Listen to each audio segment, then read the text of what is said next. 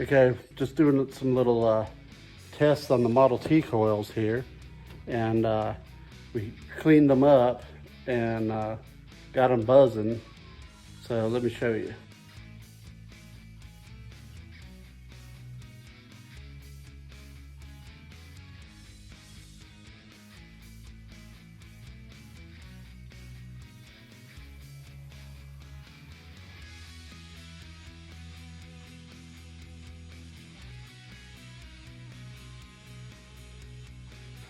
So what I'm doing is I'm hooking up some test leads to this battery. It's actually a 12 volt battery that's only got like 10 volts in it. And switch this over to battery side and put battery wire on. Turn it around this way. Battery wire.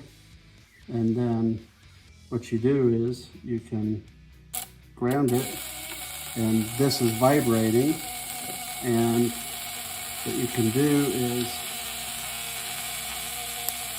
see the spark. And that's how you test the coils. Test this one. You have to adjust this to get it vibrating just right so it sounds like a bumblebee. And then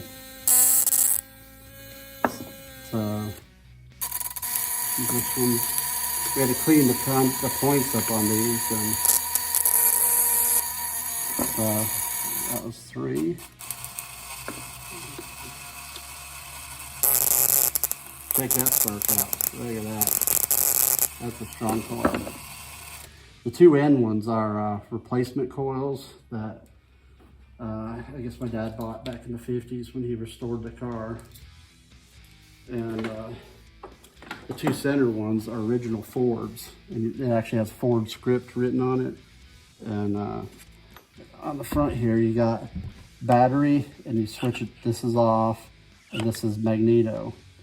And the reason I can use a 12 volt battery is the magneto, it'll be anywhere from 5-6 volts up to 30 volts, depending on how fast the engine's running. The magneto spins and produces more voltage.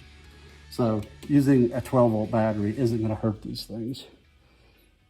So that's basically how you test the coils on a Model T. And we probably, we might do a little bit more fine tuning on the buzz and get them just right. But we had to file the points off. We actually took this breaker arm off and flipped them over to get to the points, because it's easier to sand them that way. And we had the coils out and tested them, and there's a contact point on each of these coil boxes. Let's see if I can pull one out. Ugh. They're in there tight.